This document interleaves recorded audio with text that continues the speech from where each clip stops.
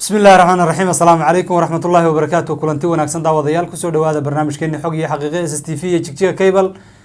barnaamijka maanta waxaan ku soo qaadan doonaa runtii arrin baraha bulshada maanta aad u haysata dad badan aan ogahay oo Soomaaliyeed inay ka xanaajisay ma dhahna inay ka xanaajisay gaar ahaan maxaa la oran jiray dad aan ogahay aad bay uga xanaaqeen kulley arrintaasi dalka Australia ayaan aadaynaa oo maanta la inooga wacay talow maxaa jira saad ogtihiinba 10,000 oo neef oo geela taqaaneen ee Soomaalidu caanka ku ahayd ee ishkin ma leeyahay ishkinka ahayd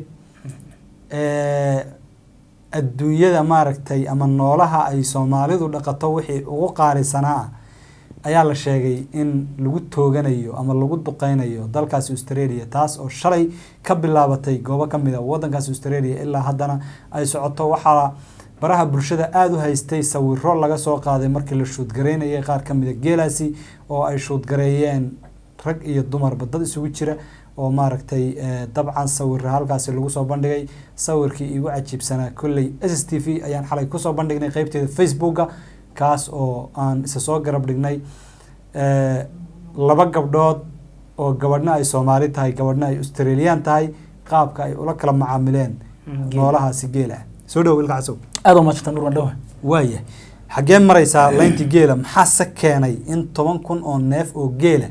qodha laga jaro sidaysa Soomaalidu u aragtay arrintaas horta shalay arbacadii bay ahayd xilligii dawladda Australia ay go'aamisay in togashaas ay dhacdo waaya sawirada dabcan waxaad artay gabadh cad oo su'aal gaaban qabto oo qori dheer laaf ay dishay laag taagan ilaa iimaan ka qad marka dhawr arrimood oo kala dhigaynaa arrintan midda koobaad waxaan ka dhigaynaa horta geela Soomaalida halka uu ka joogo waxaan fiirin doonaa iyadana Soomaalida dareenka hadda ka bixisay arrintan ma maqli jirta hadda ka hor durwaaba wuxuu arkay daanyeer daba gudana socda marka inuu dabada hilib ku wato u malanayo muddo daba socdo markuu gaari waay ragna waa la yaab dabada ugu warwaray hadda Soomaaliland way leedahay gabadha Soomaaliland geel meel ka gaadhay leedahay oo waxa weeye ilaahu yaa hataa curug yar ku korto oo kula dhashay ku siisa yaa leedahay gabadhna saan u galaysaa oo qoriyo loo tatay way bedelayaanba geeli marka waxa ka fay kala dheeriya geela Soomaali halku ka joogo say u dhaqato iyo ninkan geel lahayn suu yahay iyo Soomaali dhaxay suu ka yahay iyo geel sida ugaadhi loo leenay sababta ugu koobaad ugu weyn ay u leenayaan waxay dhaheen biyo badan buu cabaya inagana biyuhu doon waxa cabay ilaahu yaa geel ku siiyay bay naga taagantay marka aad fiiriso marka Soomaalida tusaale ahaan geel halku ka joogay tusaale ahaan horta waxa ugu qaalisan dhulka korkiisa waa dhiiga qof musan la daadiyo qof la dilo magta la kala qaata ee lagu bixiyo wuxuu ahaa waxa koobaad geela way 100 neef oo geelaha iyo baarqabki waxan 100 la yiraahdo loo yiri waa kii 100 kala yiri gabadh markii la guursado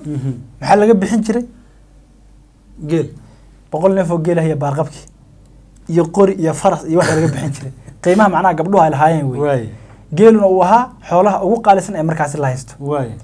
caanihiisa geela waxa weeye waad artaa uma hayaa dad baa caanaha geela kaliya ka ganacsada salaanta gaarayso kale waxaan garanayaa shirkad ay leeyihiin dad madow ah oo la dhaho Site Enterprise shirkadaas waxay ka ganacsataa caanaha geela oo isugu jira iyagoo dhanaan ah iyagoo dhay ah waa dad madow oo timo adag oo maartay tan adoonta aan dhayna u leenahay ee Kenyaanka ay ka ganacsadeen inkastoo dad fara badan oo Soomaali ah oo shirkadaas ka shaqaaleeyeen ay jiraan dadkaas xitaa dumar fara badan oo Soomaali ah bay shaqaaleysiiyeen oo xafiis loo sameeyay oo iyaguna caanahaas gadaya caanaha geelna waa caafimaad hilibkiisa waa artay markii hadda la tago magaalada la joogo tusaale ahaan hoteelada inta badan hilibka ariga lama dalbado qofta kale oo aan hilibka geela raamsan karin moogi inta badan laf geela ay keen baad maqlaysaa miyigana waxa koobaad ee ugu qaalisan ee la isku sharfo qof marti ah ama qof madaxa lagu maamuuso ama aroosyadaba lagu qalo waa hilibka geel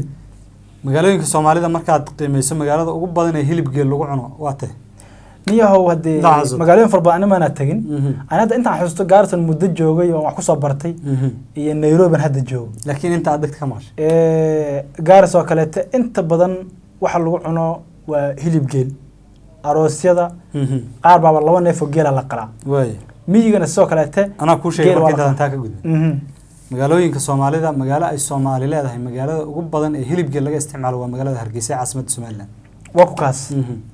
taa marka waxa ku tusinaysaa geel qiimaha uu leeyahay iyo hilibkiisa sida maar Soomaalidu ay u jeceshahay way aan ka soo gudubnay geela marka aad fiiriso taariikhda Soomaalida hore waa la kala dhici jiray soo hadda ma arag dad geel isu celinay qof intuu muddo hore maal dhow inta dhacayba maal dhow ha dhowr jeer baad dowladaanka Soomaalida Somali State maal dhow waxay isu celiyay qolo reer Dhagaxbuure wakaas iyo qolo kale oo adigu isla deegaankaas wakaas isla wixii koobaad ee la isku leeyin jiray ee la kala dhici jiray geel baa qolo cida gali iyo qolo reer saaqayada waa cida gala meesha weyn dabcan moogtahay wuxuu yiri wuxuu yiri soo hadda sabab geelo kala haysanaa ma jirto aad iyo aad waagi horena wuu yiri cida galaha wuxuu yiri diinta ka maqnayd aad iyo aad marka hadda diintii cida galaha uu bartay aad iyo aad wuxuu yiri reesaaga madaxtinimada ka marama hadda ma haynaadeen marka hadda sabab kala haysan baahida waa ka baxday dabcan hadal kaftan oo ahaa laakiin munaasabadii geela lagu wareejinayo 30 sano muddo ku siman la kala haystay yuu ka jeediyay way hadda markii aad fiirto marka Soomaaliya taariikhda wixii la isku leen jiray la kala dhici jiray dadka lagu leeyin jiray xitaa loo jeclaan jiray ninka markuu gabar guursado inuu wiil u dhasho si uu geel ugu soo dhaco oo difaac hadiye geel aan baa way marka halka waxa ka dareemi kartaa geel qiimaha oo lahaaba dareemi kartaa ada abahay awootoona wax geel soo dhacay lagu anqariyo ku jira niyahow maya ma maqal geel waan lahaan jiray asalkii hore in kasan hadda aan lahayn laakiin mid soo dhici jir may maana soo dhicin anagu mid xalaal oo waa way qof kasta geel soo dhacay mootay lama dhihi karo hadiye geela marka sida loo jeclaa Soomaalida dhaxdeeda uu ahmiyad weyn ugu lahaa yaa dareemi kartaa way tusaale kale aan ku siinay marka roob la'aanta iyo abaaruhu dhacaan geelu waa waxa koobaad nacfi laga helo way oo geel wuxuu joogi karaa xitaa soo biyo cabin muddo bilooyina yuu joogi karaa kugu dhibi maayo sida loodan sanweynta la dhaho maalin kasta biyo gee muddada ugu badan ee loodu qado ee hadda la qadiyo waa hal maalin arina isagana de warkiisa isaga si iska da way waxyaabaha marka gobolada la soo qaadanayo ee nacfiga xoolaha laga hadlayana geela la soo qaadan jiray way geelu soo kale wuxuu leeyahay awrtii lagu guuray oo xitaa dumarkii waaweynaa la saaray dad waaweyn la saarayo caruurtii la saarayo reerkii dhannaa ee deganaa ay ku guurayeen halka dameeraha kale waxay qaadayeen waxaa jirta oo dhaah la dhaho af carabiga safinatu sahara ama Soomaaliga la dhaho doontii saxaraha markii la marayo waxa lagu kala gudbi jiray geelu aha marka inta badan gawaarida aysan jiri jirin waagi hore inta badan wixii lagu safri jiray muddo dheer iyo dhul dheer iyo wadooyin mari jiray ee lagu ganacsan jiray ee wax lagu qaadi jiray ee sida gawaari hadda loo isticmaali jiray geel ayuu ahaa way marka meel kasta marka aad fiiriso geelu wuxuu ahaa wax ka tilmaaman xoolaha kale oo manfacaad u weyn leh way Soomaaliduna halkaas ka joogay waa naf ruux baa loo goyn jiray way inta markaan wada tagno Soomaalida dhaxdeeda geelu maqaam aad u sare yuu ku leeyahay maal dhaxaas waxaan arkay hogaamiyaha aqlabiyada baarlamaanka iyo Aadan Barre Ducaale oo xildhibaanka bartamaha Gaarisa ee geelkiisa dhex taagan oo caana cabaya wuxuu yiri ninaan geel lahayn aakhira laba amaanin way taa macnaha waa iska oraa laakiin waxa ka turjumaysaa qofka geela leh iyo qofka aan lahayn ama kalooda iyo ariga leh in wax weyn u dhaxay say isku mid ahayn ee wax weyn oo farqi weyn u dhaxay way hatta magaalada qofka jooga ee geela leh midka xoolaha kala leh ama looda ama ariga leh wuu ka tilmaamay way marti markii la dhahana ninka geela leh ya inta badan martida oo gurigiisa iyo dhankiisa la aada halka maartay looda iyo arigeeda manfac weyn aan laga helin tusaale ahaan hadii guriga gurigaaga soo martiyaan 15 nin ama 20 nin neefaf adhihood qashay iyaguna nacfi weyn uma arkayaan wax weyn hadda ay soo kordhinayaan lama arko laakiin hal neef oo geela intoodaas wuu ku filan yahay oo maaragtay lagu marti sooro inta markaan uga soo tagno marka geela maqaamka uu Soomaalida ka joogay hadda dareenka ay bixinayaan waan u soo laaban doonaa Australia ma aha markii ugu horeysay ay geel amarto in dawladdaas ay leyso Australia markaa fiirsana geela lama ma dhaqdaba duurjoog camal waa la ogeysiyo kale weeyaan ha asalkana geela waxa la sheegaa in muslimiin ay geeyeen dalka Australia sida dalkan Pakistan iyo Afghanistan oo kale geela marka wuxuu ka yahay duurjoogtan caadiga ah inaga hadda Soomaalidu ay ugaarsato ama u daawasho tagto ee duur ku jirto ayuu ka yahay marka waa un garanuugti oo kale taweeye hadda duurjoog marka qoris ka qaatay oo garanuugti soo laayay oo kale meel macnata aad iyo aad sababta ugu weyn dabcan saa hore u sheegnay ayaga waxay dhaheen biyo badan buu cabayaan ma ogi mana qiyaasi kari mana ogi sababta macnaha ay saa u leeyihiin ma dalka ma biyo la'aan baa ka jirta dabcan waxa la yiri dalka waxa ka dhacay dab baa ka kacay waan ogeen ha dabkaas badan socdo wax badan baa gubtay marka arintaas biyo la'aan bay sababtay isagana intii dambu fuuqsanaya bay macnaha saas ay leeyihiin aad iyo aad maadaama xajmiga biyaha uu cabay aad u badan yihiin geelu badan buu rabaa oo dhowr jeer inta soo la fadhiisiyaa soo kiciya ku cishanaya wixii dhib boos markay soo meesha iska dhacay wax badan soo kicinaysa ha marka hadda ma la weyta dab ka kacay Australia oo kale 500 oo milyan oo xayawaanka duurjoogta ah yaa ku dhimatay geeluna inuu kamid ah maalinaya maadaama soo duurjoog u dalhaad ka yahay yaa ku dhimatay marka shalay baa ahayd markii la fulinayay in 10,000 oo geel ah oo Australia ku sugan lallaayo waxa weeye af ciida loo diro oo adduunka laga diro Soomaalida marka aad falcelin far badan u sameysay kuwa laha xadgudub ha joojisay dawladda Australia qiimaha anaga agtanadu ka joogay say u dhaqmayso aad buu kala fogtay rayada ugu badnaa ay soo qaadanayeen Soomaalida qabaayilka qaar kamid ah show aad geela dhaqashadiisa iyo jacaylkiisa wixii dhali aan malayno reef gaab iyo kuwa kale sheegayeen oo ilaahay talaa reef gaab meesha ma joogo miya والله حافظه وقاعدين هذه هذا marka wiilal waxaan arkay hadda ay Facebook halan ku soo qorto ole stop laynta geel Australia hajojiso laynta geel way shalay ilaa maanta ma ka fiiriso Soomaalidu dareen gooni ah buu lahaa geel la laynayo aad bay uga xumaayeen sawiraan marka waxay soo dhigayeen gabadh Soomaaliyeed oo hal maalaysa iyo mid Australian oo qori dheer haysto inta hal neef oo geel ka taqlustay kur taagan oo المدد بمارتين يكون فرح سنتين طبعا صور كاس إنك أسوق جيني STV أسوق جيسي حلبا أسوق جيني فيسبوك STV وكان قداش أنا كم موضة سيادة أركتان طبعا إنك استوى لقيا إن لودي قبل لودي هذا كله هدنا هاي هذا أنا أركي كرتان وحنا بدأ سومالي أنا لا أديان هذا ما سومالي لا هذا تيكلا كوجا هدنا اسمه كده أنا عقوة تقومي ترى يا تاد وانستغل هذا جو أديسي وياي كاركارين سامرين هنا سي ماركتي أيوة كان داودير شو مركز صور كواكن أدرك كرتان إن ماركتي اللبادي قبضات وقبض أستراليا أنا طبعا قبض سوماليا قبض السومالي ده أكشن كان هش أمالي سمح لي هنيد مالي هنيد بالله لقطة صار لها لو وقت متبع وحوية لسوق مركز هذا اللوج بيكون تاجن تاي لوجنا ديل كده جوهنا هلكا وحلا صار اللوج مجيب كلا صار وي مركز قبض هذا هش كل سيسا ويا هاي بالصور كان عن كجذبنا هي مركز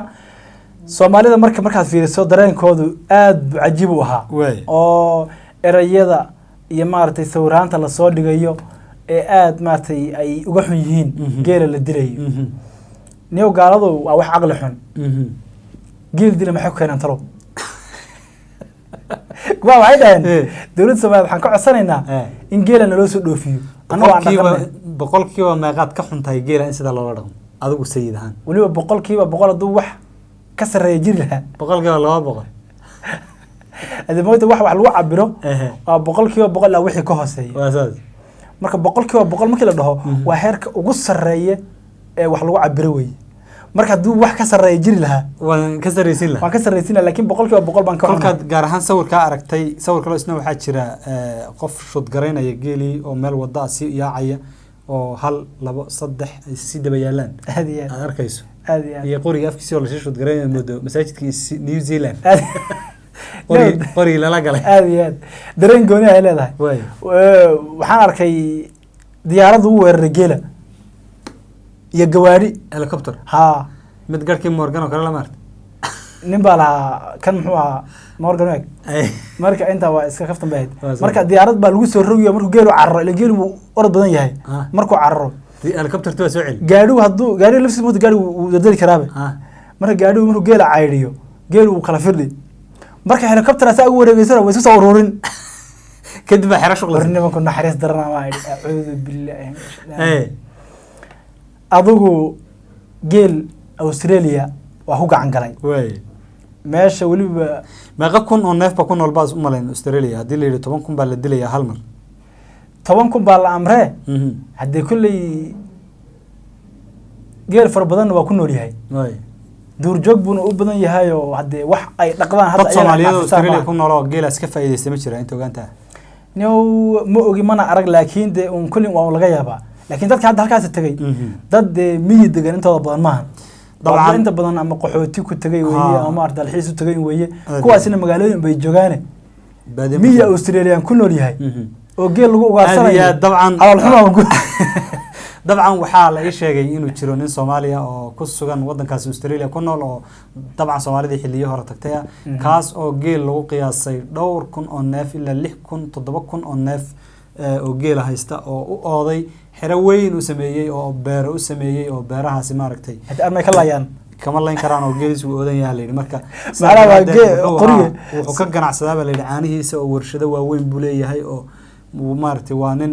ka hormaray baa leeyahay geelaasi oo soo xareystay waxa marka dawladda Soomaaliya ma tusin ninkan waxa ganacsanaya oo ka faa'iiday loo siin salahan Soomaaliyeed awoodi lahayd in geelaas la soo kaxeeyo Soomaalida ku nool Australia ma farina u dareysa niyada ka faa'iideysan ilaa geel waxa weeye la kana kala hadla idinka garanaya geel sharaftiisa kulli inkastoo de awood fara badan Soomaali aysan lahayn laakiin saa loo carbin karaa isla geel Australia ku nool oo ugaadh iska noqday oo ugaadhnimo ku wada dhashay hadee waa in la helaa dhul lagu hayo geelaas oo lagu soo dhaweeyo oo ceelal iyo darar loo sameeyo oo xayawaanka ku sheegaya duurjoogtan hadda cararaysa haddii ay aragto meel aan lagu dilaynin oo maartay biyo la siinayo oo la soo dhaweynayo iyaga dadku way isdhaaqayaan wuu la qabsan markaa amniga tusaalaha markaa fiiriso kaleete hadda xajka shimbira fara badan oo maan arag laakiin muuqaalo laga soo qaaday sida dadku ay sheegaan waa meel amni ah lama ogolo wixii jooga ee ugaara in la dilo marka waxaa jira xayawaan fara badan oo iska jooga shimbirta hadda meelaha markaa cararaysa duulayso kaleete halka way iska joogtaa oo dadka iska agmartaa oo lama laayo marka xayawaanka duurjoogta cararaya haddii uu arko meel aan lagu dilaynin oo amni ah weliba wax la siinayo oo si lagu darayo waxa weeye ma cararayo waxa weeye dadkii u dhaxmanaya uu dhax daaqaya garanuugta carari jirtay la fiijisanayay ee la ugaarsanayay la dilayo la cunayo suma arag dad kala ciyaarayo iska hayo meelaha qaar kismaayo joogtaa oo iska hayo soo goodir kismaayo taabanayo deegaankan ku arkay mid qurux badan oo madaxtooyadana way joogtaa marka wax kasta waxa weeye meesha day amni tahay oo xayawaanka waxba la yeelaynin dadkaas oo la dhaqmaya oo la joogaya aad iyo aad saas weeye dabcan waxaan si aad xoogan oo maaragtay inta ugu xoogan aan ku cambaaraynayna geelaasi sida loola dhaqmay annagoo og Soomaalidu in meel walbo ay joogto maaragtay ay geel dhaqato tahay xitaa kuwa magaalada jooga ee magaalada ku barbaaray ay og yihiin asalkooda in uu yahay maaragtay geel in wixii awowyaashood iyo maaragtay abkoodii uu ka soo dhaqan jiray inuu geel ahaa Soomaalidu geel dhaqatay sideedaba ahayd maadaama oo ay reer miyi iyo reer guuraa ay ka timid Soomaalidu aad iyo aad hantida ay Soomaalidu lahaan jirtay isugu faani jirtay kala dhici jirtay ee ay ka kala guursan jirtay ee la isku amaani jiray geel buu ahaa wax geel uga sareeya Soomaali oo maaragtay dhaqankeeda ku jiray ma jiro markii diinta laga yimaado waxa ugu sareeya Soomaalidu ay ku faanto wuxuu ahaa geel buu ahaa ilaa haddana ay ku sii faanto taariikhdeedana meel wanaagsan kaga jira sida daraadeed calaamad walba in la sameeyo la damcana neef geel haddii meel laga dari karo waa lagu dari lahaa aan kugu dara nuurow geelu sida macnaha uu Soomaaliya dhaxeeda uu sharafta uga lahaa waxa kamid ahaa in marka la soo horeeyo kaleeta uu hees leeyahay marka la waraabinayo uu hees leeyahay marka uu durduranayo uu hees leeyahay marka la soo aruurinayo uu hees leeyahay marka la furanayo uu hees leeyahay marka uu wabax yahay maaragtay la mayracay habeenkii kale uu hees leeyahay marka guriga loo sii dheelmayo la sii wado uu hees leeyahay de wakaasoo geel sharaftiisa Soomaali baa taqaana iyo sharaftiisa Soomaali taqaana waxaan ku maamada geel waa geel wax gooyaana waa geel aad marka taa waxaad ka garanaysaa hataa xitaa hadduu dahab yahay wixii geela gooyn kara qiimo badan inuu geel u yahay wax kale uusan jirin ilaa hadda gabdhihii laga bixin jiray way jiraan in kastoo de 100 neef oo geela gabdhahan laga bixin haddana waxaa jira gabadhii xoog geela laga bixiyo midda ama lo laga bixiyo ama ari laga bixiyo ama waxba aan laga bixin xitaa ha ka badnaadaan intan geele waxa way ka qiimo badan tahay gabdhaha kale oo ka tilmaamanta saas weeye aad baan markaa cambaaranaynaa falkaasi lagu erayga cambaarta marka aan waxa kaftan kugu daray sooraba hadda koor wuxuu yiri erayga cambaarta dadkiisa la fahmi lahayo wax uu yahay meel 500 ruux lagu dilay baa la yiraahdaa buu waan cambaarayna xitaa lama dhaho ku wax jira soo qabareen marka hadda waxaan cambaar u ka weyn marka waxaan cambaar hadda uu ka weyn yahay bal eray kala raadi oo Australia ku dhahno ma habaara in la habaaro kama fursanayso waxaan ku idinku habaaraynaa ay xal idinku sii daayo geela la inta ka daayo ay xal idinku sii daayo wax kale ku habaara garan mayne ay xaasa farqul nuwaye kaalana urursada ilaahay ay xiyo doofaar idinku sii daa geelana ka daaya la inta inta aan barnaamijka mid laba ku kulmi doono nabadiino